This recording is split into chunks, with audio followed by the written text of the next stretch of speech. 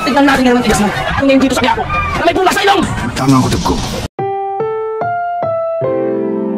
Ang programang ito ay rated SPG. Striktong patnubay at gabay ng magulang ang kailangan. Maaaring may masiselang tema, lengguwahe, karahasan, sexual, horror o droga na hindi angkop sa mga bata.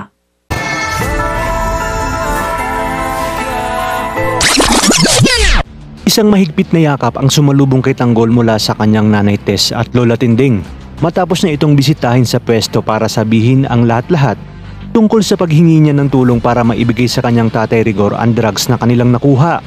Ngunit ito na kaya ang magiging huling yakap ni Tess kay Tanggol dahil kung kailan tuloy-tuloy na ang pagbabagong buhay ni Tanggol ay saka naman lumalapit sa kanya ang sunod-sunod na problema at panganib sa buhay ng ating bidang si Tanggol.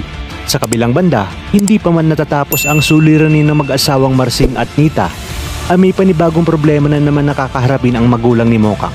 Dahil sa kagustuhan ni Marsing na mabayaran ang utang nila kay Roda, ay napilitan siyang gawin ang bundol kotse sa kabila ng peligro kung kaya't dito siya natuluyan matapos siyang mabundol ni JP kasama ng tropa nito. Kaya naman halos pagsuklubanan ng langit at lupa si Nita nang mabalitaan niya ang nangyari.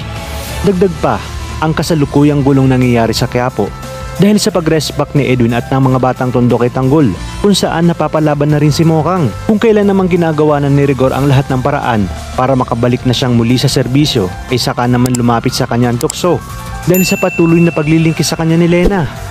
At sa panibagong gulo na kinasasangkutan ni Tanggol dahil sa drogang nakuha nito kung kahit dito lalong manggagalaiti si Rigor kay Tanggol at hindi niya paniniwalaan ang mga sinabi sa kanya ni Tess na magbabagong buhay na si Tanggol.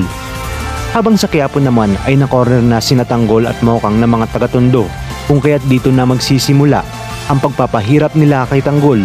Ngunit wala namang magagawa si Mokang dahil hawak-hawak siya ng kanyang kapatid ni si Edwin.